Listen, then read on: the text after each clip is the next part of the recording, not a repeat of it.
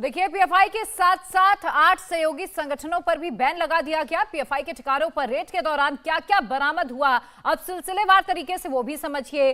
तो यूपी समेत देश के अलग अलग राज्यों में छापेमार कार्रवाई की गई थी। एनआईए ने एक्शन लिया था और कल ही ये छापेमार कार्रवाई हुई थी। इससे पहले 22 सितंबर को छापा मारा गया था।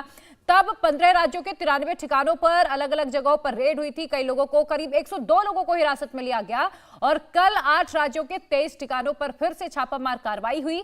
इस बार एटीएस भी उत्तर प्रदेश में एक्टिव रही, साथ ही लोकल पुलिस को भी शामिल किया गया और इसके बाद जब विचार विमर्श हुआ, इस पर बैन लगा दिया गया। बाकायदा सरकार ने बैन लगाने की क्या वजहें रही हैं वो भी बताई। सरकार ने कहा कि पीएफआई और इससे जुड़े संगठन गैर कानूनी गतिविधियों को अंजाम दे रहे हैं और ये गतिविधियां देश की सुरक्षा अखंडता के लिए खतरा हैं, लिहाजा इन्हें 5 साल के लिए बैन किया गया है।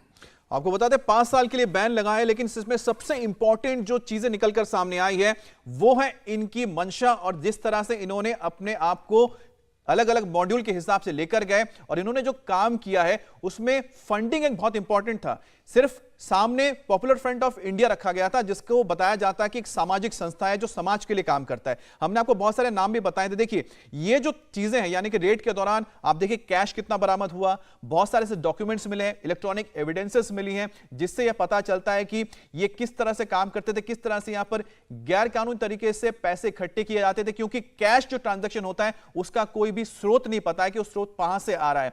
उसी तरह से और आपत्तिजनक डॉक्यूमेंट्स भी थे, जिसमें एक सबसे इंपॉर्टेंट चीज आपको याद होगा, हमने बताया था आपको कि किस तरह से फुलवारी शरीफ में जो विजन डॉक्यूमेंट मिला था पीएफआई का, जिसमें 2047 यानी 2047 में भारत को एक इस्लामिक स्टेट बनाने की वहां पर कहीं ना कहीं एक परिकल्पना की जा रही थी। उसी तरह से आप देख सकते हैं बहुत सारे ऐसे डॉक्यूमेंट्स मिले हैं जिसमें भड़काऊ चीजें हैं, एंटी नेशनल सेंटीमेंट्स को जगाने की कोशिश हो रही है एक विशेष समुदाय के अंदर, जहां पर बोला जाता है कि मुस्लिम समुदाय यहां पर ऑप्रेस्ड है, उनको किस तरह से ऑपरेशन में रखा जा रहा है, ये बातें बताना, इस तरह से युवाओं को भड़काना, ये जो सारा काम था ये किया जा रहा था। और साथ ही अगर आपको याद होगा तेलंगाना में, खासतौर पर हैदराबाद में, जो कराटे स्कूल के या कराटे ट्रेनिंग के आड़ में किस तरह से जो युवा थे उनको तैयार किया जाता था दूसरे समुदाय के खिलाफ उनको भड़काना और किस तरह से उनके ऊपर वो हिंसक हमला कर सकते हैं, ये भी पीएफआई के सारे डॉक्यूमेंट्स में लिखी गई हैं।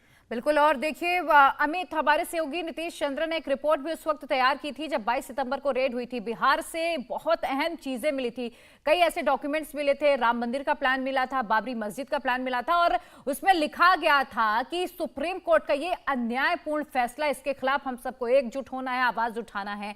साफ तौर पर आप समझ सकते हैं कि पीएफआई किस तरह से युवाओं को बरगलाने का, भड़काने का काम करती थी।